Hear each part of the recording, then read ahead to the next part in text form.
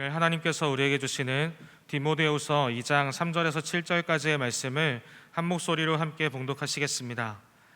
너는 그리스도 예수의 좋은 병사로 나와 함께 고난을 받으라. 병사로 복무하는 자는 자기 생활에 얽매이는 자가 하나도 없나니 이는 병사로 모집한 자를 기쁘게 하려 함이라.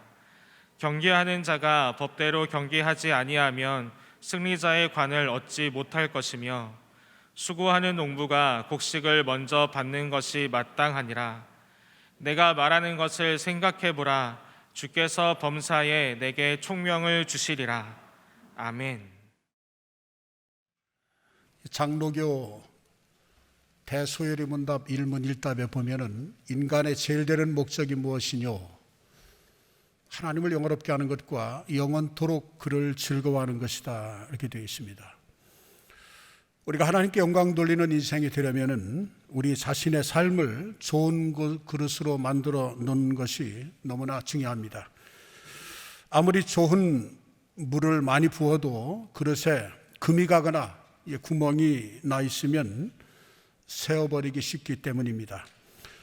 바울은 오늘 이 말씀을 통해서 자신의 후계자가 될 이 디모데에게 세 가지를 직업을 가지고 이야기를 하는데, 좋은 그릇이 될 것을 당부하고 있습니다. 하나는 고난을 견디는 병사, 또 하나는 하나님의 법대로 경계하는 운동선수, 또 하나는 수고하는 농부입니다. 첫째는 고난을 받으라, 이 말입니다. 고난을 받으라. 오늘 3절 말씀에 보면은 너는 그리스도 예수의 좋은 병사로 나와 함께 고난을 받으라. 이 말은 디모데야, 나와 함께 고난을 견디자, 이 뜻입니다. 나와 함께 고난을 견디자. 여기서 바울이 말하는 고난은 어떤 추상적인 고난이 아닙니다. 매맞고 투옥되고 또 박해받는 실제적인 것들을 가리킵니다.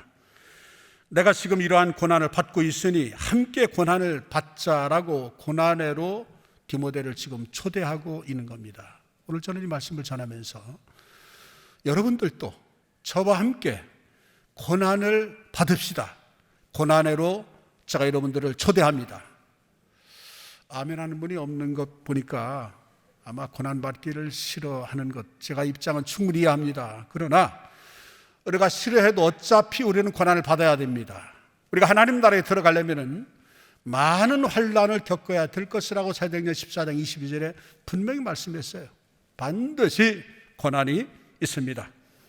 자, 우리는 그리스도 예수의 좋은 병사이기 때문에 반드시 고난을 받아야 한다는 것입니다. 여러분, 좋은 병사라고 하는 것은 뛰어난 병사를 말합니다. 뛰어난 병사는 극심한 고난을 견뎌낼 수 있는 사람입니다. 군대의 모든 훈련은 극심한 고난을 전제로 하는 것입니다. 그래서 특수부대, 정예병일수록 훈련이 아주 강합니다. 그 혹독한 훈련을 견뎌낼 수 있는 사람이 많지 않고, 일단 견뎌내면 그 명예로운 배지를 가슴에 달게 됩니다. 교회를 가리켜 주님의 군대라고 말한 것은 어둠의 세력과 맞서 싸울 수 있기 위해서는 이러한 고난을 감당할 준비가 되어 있어야 된다라고 하는 뜻입니다. 하나님의 일꾼의 길은 고난을 정면 돌파하는 길입니다. 여러분, 세상에서는 어떻게든 고난을 피해갈 것을 가르칩니다. 영리하게 살라고 말합니다. 성공하면 이제 고난 그만 받아도 된다고 생각하는데, 이런 세상적인 사고방식을 바꿔야 합니다. 하나님을 통해 승리하는 인생은 이렇게 고생 안 하고 물에 손 한 방울 안 묻히고 호의호식하는 그런 인생이 아닙니다. 고난과 핍박을 그대로 정면 돌파 견뎌내는 인생입니다.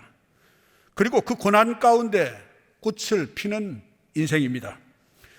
위대한 군인은 위대한 전쟁에서 만들어집니다.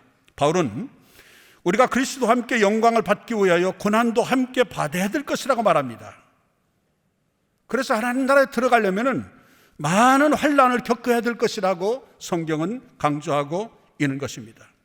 그런데 많은 사람들이 주님의 고난은 거부하면서 주님의 영광만을 받겠다고 하니까 이게 되겠습니까? 여러분, 기독교 역사를 보면은 가장 위대한 영적인 승리는 가장 힘든 영적인 싸움터에서 일궈냈습니다. 믿음의 모든 선배들, 특별히 종교 개혁자들은 다 고통, 고난을 겪었습니다. 갈빈도 그랬고 개혁자 루터도 마찬가지입니다. 영국에 나온 위대한 전도자 요한 웨슬레를 여러분들 알 겁니다. 아마 감리교회 창시자이기도 합니다. 평생 얼마나 많은 협박과 테러와 적들의 모함에 시달리는지 모릅니다. 그러나 그는 고난을 정면 돌파해서 수백만이 넘는 그 영국인들을 그리스도에게로 인도했는데, 그가 아주 아름다운 명언을 남겼습니다. 그 명언은 선한 일이 종종 십자가일지라도 선한 일에 지치지 말라. 십자가를 지면 십자가가 당신을 지고 갈 것이다. 가장 좋은 열매는 십자가 아래에서 자란다. 아멘입니다. 여러분, 하나님께 영광 돌리는 인생이 되기 원한다면 고난을 피해달라고 하지 마시고 고난을 이겨낼 수 있는 능력을 달라고 기도하십시오. 여러분, 시험이 없으면 좋지만 그리스도인의 삶은, 신앙생활은 한마디로 말하면 시험의 삶이고 신앙생활 오래 할수록 시험의 연속입니다. 예수님께서는 마태복음 6장 9절로 13절에 시험이 없게 해달라고 기도하지 않았어요. 제자들에게 너희는 이렇게 기도하라라고 기도를 가르쳐 주면서 소위 주기도문을 주께서 말씀하시면서 시험에 들게 하지 마옵시고 했습니다. 이 말은 시험은 다 있다는 것입니다. 시험에 들지 않기 위해서 깨어 기도하라는 것을 주께서 암시해 주고 있는 것이죠. 시험은 있어요. 여러 곳에서 얼마든지 많은 시험이 있습니다. 시험 걱정 모든 괴로움 없는 사람 누군가라고 이 369장의 죄침 맡은 우리고죠, 그 가사에서도 우리는 읽을 수가 있는 것입니다. 죄를 하다가 고난당하는 것을 우리는 당연히 생각하고 그리고 영광으로 여겨야 합니다. 도망가지 마십시오. 피하지 마십시오. 가족 중에 예수님을 혼자 믿는 분이 만약에 계시다면은 의연하게 잘 기도하면서 견뎌내시기를 바랍니다. 하나님 감당할 만한 힘을 주십니다. 감당지 못할 때는 피할 길을 주셔서 능히 감당케 할 줄로 믿습니다. 교회에서도 좀 힘들고 어려운 사역을 잘 한번 견뎌내 보시기를 바랍니다. 그러면 예수님의 마음을 점점 느끼게 될 것입니다. 주님이 가신 길을 가면서 처음부터 쉽고 영리하게 하려고 하면은 오히려 나중에 힘들어집니다. 그러나 고난의 길을 묵묵히 정면 돌파하면 나중에 오히려 더 큰 은혜와 힘을 얻게 됩니다. 고난에 불평하거나 분노하지 말고 오히려 고난을 영광으로 알고 받아들이는 태도로 살면 마귀가 우리를 건드리지 못할 것입니다. 의연하게 고난과 정면 승부하는 여러분 모두 되기를 주의 이름으로 축원합니다. 두 번째는 인생을 단순하고 그리고 집중력 있게 정리하십시오. 오늘 4절의 말씀에 보면은 병사로 복무하는 자는 자기 생활에 얽매이는 자가 하나도 없나니 이는 병사로 모집한 자를 기쁘게 하려 함이라. 여기서 자기 생활은 생업과 사적인 모든 일을 다 포함하는 것입니다. 그 당시 그리스와 로마의 이 군대들은 거의 다 시민병이었습니다. 전문 용병이 아닙니다. 지금은 징집을 해서 전문 군인으로 이제 복무를 하지만은, 그러나 그 당시는 다 시민병이었어요. 전문 용병이 결코 아닙니다. 이 말은 무슨 말이냐면은 평소에 자기 직장도 있고 가정도 있다는 얘기입니다. 그러나 전시 상황이 되면은 나라의 부름을 받고 출정을 하는 것입니다. 일단 전쟁에 나가면 두고 온 가정과 직장 일을 접어두고 전쟁 일에 집중합니다. 그래서 자기를 모집한 이 조국을 기쁘게 하기 위해서 온 힘을 쏟습니다. 여러분, 우리도 주님의 군대입니다. 주님이 우리를 부르셔서 주의 군사가 되셨음을 믿으시면 아멘합시다.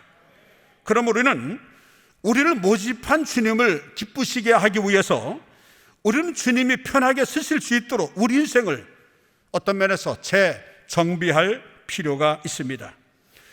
주님께서 여러분들의 시간과 돈과 재능을 주님의 뜻대로 주도하실 수 있도록 좀 마음껏 주님 일 위에 사용하실 수 있도록 여러분의 인생을 가볍고 단순하게 만들어야 하는 것입니다. 가볍고 단순하게 만드는 것은 여러분들의 몫입니다. 우리가 해야 될 일입니다. 우리 인생이 너무나 분주합니다. 하나님이 들어오실 그 틈새가 없어요. 아무리 하나님이 들어오려고 해도 틈새가 없어요. 우리는 하나님께 쓰임받는 인생을 살겠다고 하면서 하나님이 개입할 공간이 없을 정도로 너무나 바쁘게 움직입니다. 인생이 너무나 복잡합니다. 마귀가 즐겨 쓰는 방법은 괜찮은 것들을 가지고 우리 주의를 분산시킵니다. 그래서 최고의 것에 집중하지 못하도록 막는 겁니다. 여러분이 굉장히 중요한 것입니다. 최고의 것은 뭡니까? 하나님의 음성을 듣고 하나님의 주신 귀한 사명에 쓰임받는 것인데, 그걸 할 겨를이 없도록 괜찮은 것들을 우리 옆에 많이 풀어서 우리의 시간과 돈과 재능을 앗아가는 것입니다. 크리스찬인 우리도 세상에 몸담고 있는 이상 세상으로부터 완전히 자유로울 수는 없습니다. 그러나 그렇다고 할지라도 세상에 정신없는 이 소비문화, 엔터테인먼트 문화에 우리도 함께 동승해서 막 흘러갈 필요는 없습니다. 놀 거 다 놀고 TV 드라마 볼 거 다 보고 남들과 함께 잡담할 거 다 하고 갈 때 안 갈 때 분별하지 못하고 다 다니고, 여러분 그렇게 해서 영적으로 어떻게 승리할 수 있습니까? 절대로 승리할 수 없습니다. 가장 소중한 것을 위해서 괜찮은 것들이라 해도 좀 깔끔하게 정리하는 결단이 필요합니다. 여러분의 시간과 정신을 갉아먹는 요소들, 오늘 이 말씀을 통해서 좀 정리하십시오. 새는 시간 줄이십시오. 인간관계도 마찬가지입니다. 페이스북에 친구 수백 명, 아무 소용없습니다. 확 줄여버리세요. 카톡 친구 수백 명, 그게 무슨 의미 있습니까? 정리하세요. 인간관계를 넓게 하지 말고 깊이 있게 하려고 노력하십시오. 너무 많은 사람들의 일에 간섭하거나 알려고 하지도 마십시오. 너무 많은 모임에 쫓아다니지 마십시오. 하루에 너무 많은 사람과 만나지 말고 대신 만나는 사람에게 집중하십시오.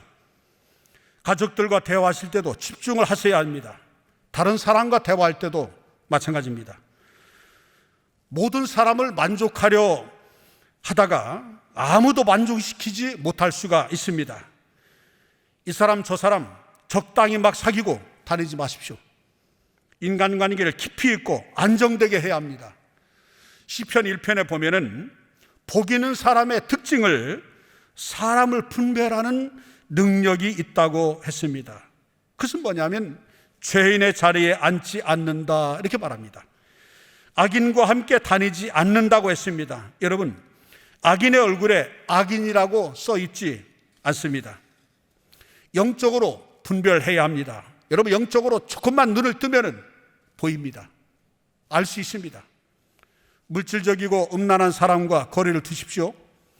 감정 기복이 너무 심한 사람, 남의 말 함부로 하는 사람, 거리를 두셔야 합니다. 부정적이고 기회주의적인 사람과도 거리를 두어야 합니다. 진실하지 못한 사람과는 아무리 세상적으로 화려해 보여도 거리를 두십시오. 대신 영적으로 성숙하고 지혜가 있고 위로가 있는 사람과 깊은 교제를 나누십시오. 긍정적인 하나님의 사람들과 많이 교제하면 할수록 자신에게 유익이 됩니다. 그럼 반드시 여러분의 인생이 달라질 것입니다.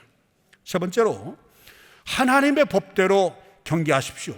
5절을 읽겠습니다. 같이 읽겠습니다. 시작. 경계하는 자가 법대로 경계하지 아니하면 승리자의 관을 얻지 못할 것이며, 여기서 바울이 말하는 경계하는 자는 동네 조기 축구의 선수가 아닙니다. 각 나라를 대표하는 고대 올림픽 선수를 말하는 것입니다. 뛰어난 아주 탁월한 자들을 말합니다. 하나님은 하나님의 일꾼들이 뛰어난 사람이 되기를 원하십니다. 여러분 모두 뛰어난 사람, 탁월한 사람, 특출한 사람이 되기를 주의 이름으로 축원합니다. 그런데 여기서 뛰어난 사람이 누구냐 하면 법대로 경계해야 승리자의 관을 얻을 거라고 하셨습니다. 고대 그리스의 올림픽 이 선수들은 일단 뽑힐 때 각 나라를 대표할 수 있는 공인된 시민이어야만 했습니다. 범죄나 다른 부끄러운 기록이 없는 평판이 좋은 시민들 중에서 뽑혀 나왔고, 이 사람들이 10개월 동안 까다로운 합숙 집중 훈련을 합니다.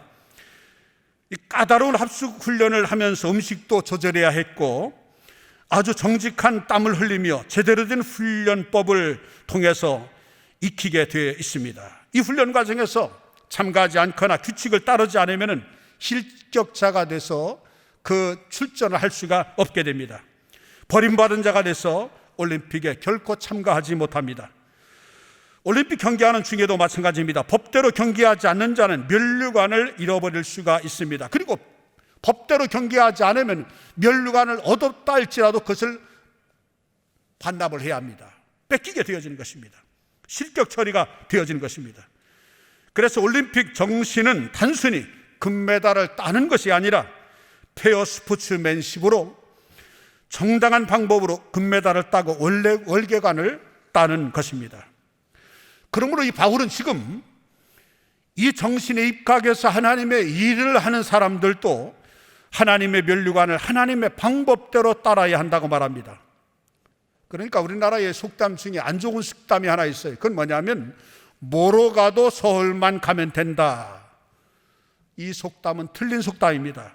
이런 속담은 사용하지 말아야 합니다. 우리는 뭐로 가면 안 되고 하나님의 길로 가야 합니다. 잠언 14장 12절의 말씀에 보면 어떤 길은 사람이 보기에 바르나 필경은 사망의 길이니라. 하나님이 주시는 이 승리를 누리려면 우리 인생의 모든 영역에서 하나님의 법대로 경계해야 한다고 말씀하십니다. 그래서 쉽지 않습니다. 우리 하나님의 사람들은 사업을 할 때도요, 우리 사업하는 사람 잘 들으십시오. 세상 사람들처럼 편법이나 불법이나 탈법 해서는 안 됩니다. 써서는 안 됩니다. 여러분 시편 37편 3절에는 말씀하니까 성실로 식물을 삼으라, 성실하게 살아가라 이 말입니다. 어렵고 손해보는 것 같아도 정직하게 사업해야 합니다. 결혼할 때도 마찬가지입니다. 우리 젊은 청년들 잘 들으십시오. 우리 하나님의 사람들은 세상 사람들처럼 세상 사람들의 기준을 가지고 조건 보고 욕심을 가지고 짝을 맞출 수가 없습니다. 고린도후서 6장 14절로 15절의 말씀에 보면은 너희는 믿지 않는 자와 멍에를 함께 매지 말라. 의와 불법이 어찌 함께하며 빛과 어두움이 어찌 사귀며 그리스도와 배알이 어찌 조화되며 믿는 자와 믿지 않는 자가 어찌 상관하며. 상관은 깊은 관계입니다. 불신자와 깊은 관계를 절대로 맺어서는 안 됩니다. 안 믿는 자와 멍에를 같이 할 생각을 하지 마세요. 반드시 패마의 길로 갑니다. 우리는 기도하면서 하나님의 사람을 분별해서 하나님의 사람을 만나야 그 가정이 정상적인 가정이고 정상적인 결혼이 되고 행복을 보장받게 됩니다.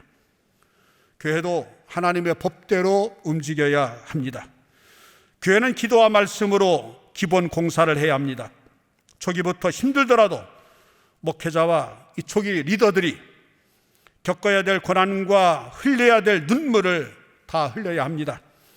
그래서 기도와 말씀으로 탄탄하게 기본기를 쌓아서 올려가야 합니다. 그래야 교회가 건강한 교회가 됩니다. 하나님의 방법대로 경계하라는 이 말은 거룩으로의 부르심입니다. 하나님은 못생긴 그릇도 쓸 수 있고요, 작은 그릇도 얼마든지 쓸 수 있지만 그러나 더러운 그릇은 쓰지 않습니다. 쓸 수가 없습니다. 하나님께 영광 돌리고자 한다면 그릇이 깨끗해야 합니다. 만약 여러분의 인생에 잘못된 방법으로 하나님의 법이 아닌 세상적인 방법으로 뭔가 이루려고 하고 있다면 그 목표가 아무리 좋아도 당장 중단하십시오. 하나님의 방법으로 처음부터 단추를 다시 끼워야 합니다. 그러면 하나님의 승리가 반드시 여러분들에게 주어질 것입니다. 넷째로 최선을 다해야 합니다. 오늘 6절 말씀 보니까 수고하는 농부가 곡식을 먼저 받는 것이 마땅하니라. 수고하는 농부가 곡식을 먼저 받는 것이 마땅하다. 여기서 농부는 그냥 농부가 아니라 수고하는, 다시 말하면 열심히 일하는 농부입니다. 땅을 가졌다고 농부가 아닙니다. 그 땅을 열심히 일궈야 농부인 것입니다. 정직한 땀을 흘리면서 땅을 열심히 가꿔야 합니다. 하나님께서 우리에게 주신 땅은 우리의 재능일 것입니다. 우리의 직분일 것입니다. 우리의 사역지입니다. 지난주에 서리 집사를 임명을 했습니다. 우리 감사가 넘치는 게 장로님도 계시고 권사님도 계시고 또 장례 집사님도 계십니다. 올 5월에 공동회를 통해서 장로님들도 세우고 권사님도 세우고 또 집사님들도 많이 세울 겁니다. 많은 사람들이 직분을 받는데 땅을 갖고 일구지 않는 농부처럼 하나님을 위해서 그 직분을 위해서 땀을 흘리지 않습니다. 권사, 집사, 장로, 목사 직분은 받아놓고 정직한 땀을 흘리지 않습니다. 여러분, 그러면 수고의 열매를 결코 맺을 수가 없습니다. 여러분의 가정과 회사도 주님이 주신 땅입니다. 받기만 해놓고 축복을 일구지 않는다면 여러분은 추수하지 못하게 됩니다. 수고한 농부는 남보다 먼저 곡식을 파는 것이 마땅하다라고 말씀합니다. 하나님 나라가 이런 법칙입니다. 나이 많은 농부, 먼저 시작한 농부가 곡식 받는 게 결코 아닙니다. 수고한 농부가 먼저 열매를 거둘 것입니다. 시편 126편 5절 6절에 말씀하니까 눈물 흘리며 씨를 뿌리는 자는 기쁨으로 거두리로다. 울며 씨를 뿌리러 나가는 자는 반드시 기쁨으로 그 곡식단을 가지고 돌아오리로다. 특별히 정직한 땀을 사람을 키우는 일에 흘려야 합니다. 바울은 자기 세대에서 모든 승부를 보려 하지 않았습니다. 다음 세대를 세우는 일에 힘썼습니다. 예수님도 3년 6개월 동안을 12제자에게 집중했습니다. 제자들이 또 열매를 맺게 하셨습니다. 저는 우리 교회가 단순히 어떤 큰 교회가 아니라 다음 세대 한국 교회를 끌고 갈 수 있는 많은 목회자와 지도자들을 배출하는 교회가 되었으면 하는 것이 제 바람입니다. 그래서 많은 목회자들도 세울 것이고 한국의 많은 교회들에게 우리 감사가 넘치는 교회에 아주 트레이드 마크가 있습니다. 자랑할 것이 하나 있다면 제자훈련입니다. 완전히 100% 말씀에 입각한 제자훈련입니다. 이 팬데믹 시대에 코로나로 인해서 지금 모이지를 못하고 있는데 한번 모여서 한국교회의 목회자들을 깨우는 그런 제자훈련을 지금 준비하고 있습니다. 한국교회 목회자가 살아나야 한국교회가 살아납니다. 그래서 목회자를 깨우는, 이제 교회에서 또 일꾼들을 또 세우는, 다음 세대를 키워나가는 그런 교회가 제 꿈입니다. 교회 학교에서 영아부, 유아부, 유초등부, 중고등부 교사, 셀장, 교회에서 사람 세우는 일에 투입된 여러분 정말 귀중한 소중한 분들입니다. 지치고 힘들지만은 포기하지 마십시오.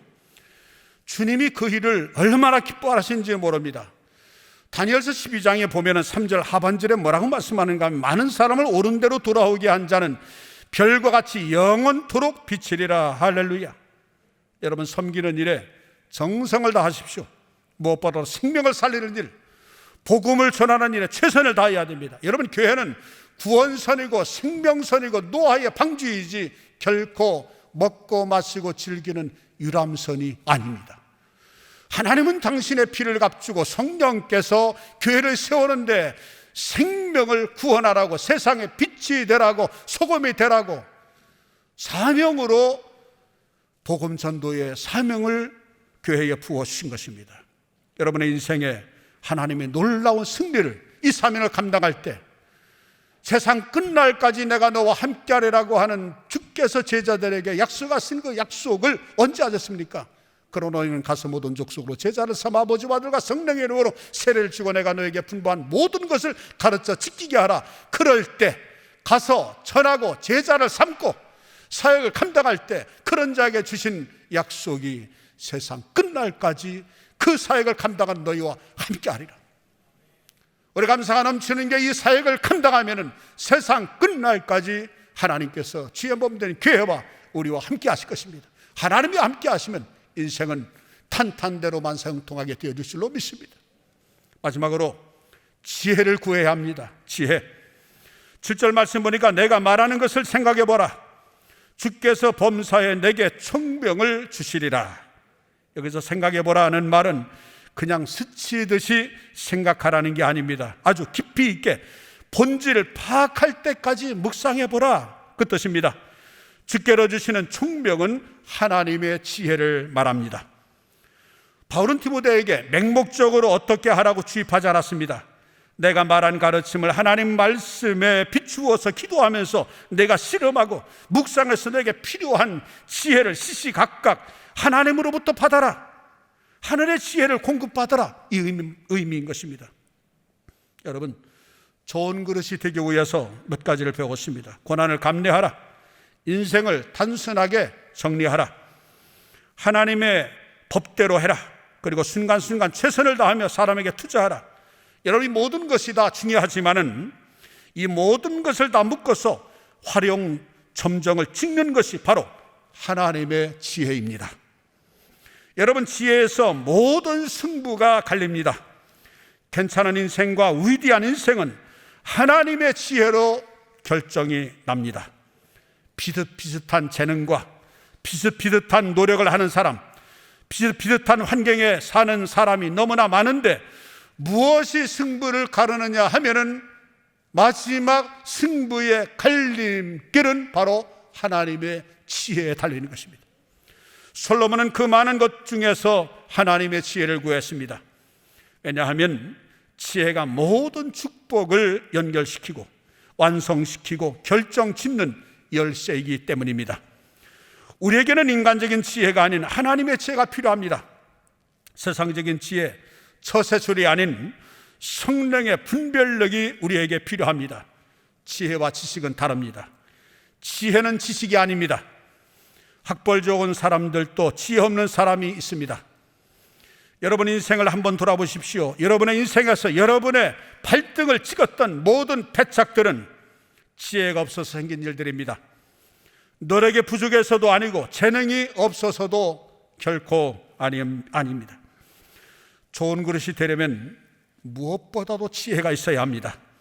하나님이 주시는 지혜의 시작은 일단 하나님의 눈으로 자기 자신을 잘 보는 것입니다. 내게 주신 재능과 그리고 열정과 하나님이 나를 이 시기에 어디로 가게 하시는지를 잘 봐야 합니다.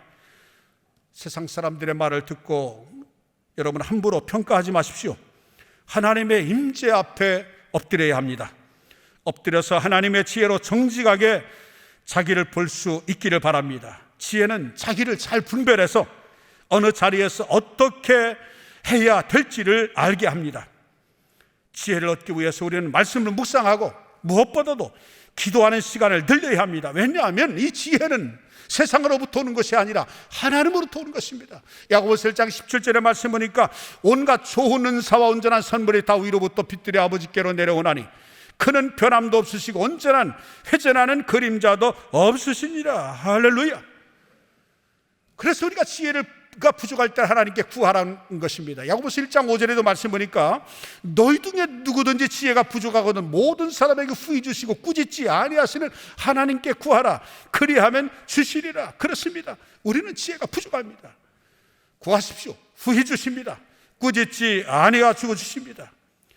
여러분, 우리 중에 우리에게 정말 필요해야 될 것, 반드시 있어야 될 것, 솔로몬 말했습니다. 지혜가 제일이다. 지혜가 부족하지 않은 사람 아무도 없어요.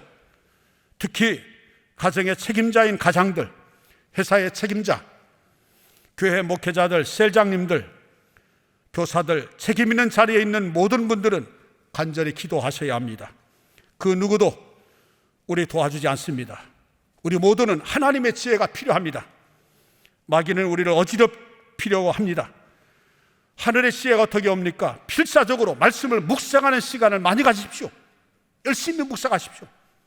지난 한 해 동안 일독에서 오전을 도전합시다 하는데 생각보다 많은 분들이 참여하지 못했어요.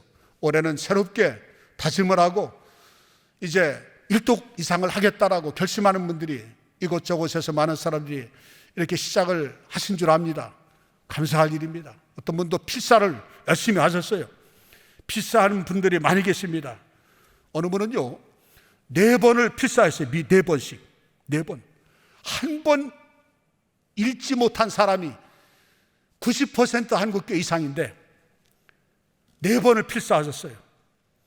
이분이 4자녀를 두셨는데 한 가정씩 이걸 가보로 남겨주셨어요.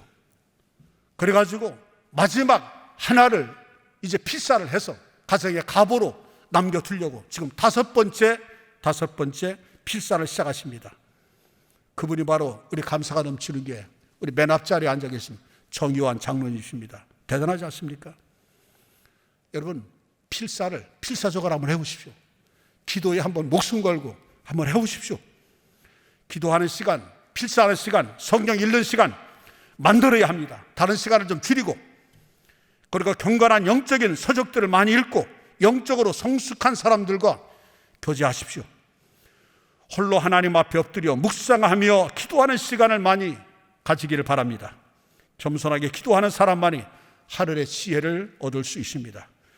나이 때까지의 경박함, 교만함으로 결정했던 그 모든 것들을 이제는 백지화시키고 2022년 올해부터는 겸손히 기도하며 하나님께서 내 인생에 결정을 채워 넣으시게 하는, 하나님께 내 인생의 핸들과 운전석을 드리는 그런 그릇이 되기를 소망합니다. 내 삶을 좋은 그릇이 되게 함으로써 전혀 차원이 다른 축복을 경험하는 감사가 넘치는 온 성도들, 오늘 실시간 영상 예배에 참여하는 여러분들 되길 주의 이름으로 축원합니다. 기도하겠습니다. 사랑의 하나님, 은혜를 감사합니다. 우리 모두 하나님께 영광을 돌리는 인생이 되기를 원합니다. 그러기 위해선 좋은 그릇으로 스스로를 준비하기를 원합니다. 정말 하나님, 부족한 우리를 도와주시옵소서. 하나님 보시기에 거룩하고 순전한 그릇이 되게 하옵소서. 이 시간 준비해온 예물을 주님께 드립니다. 하나님께서 만물의 주인 되심을 인정하며 드리는 손길을 기쁘게 받아주시고 삶 속에서 하나님의 신과 도우심을 경험하도록 은혜를 풍성히 부어 주옵소서. 예수님의 이름으로 기도합니다.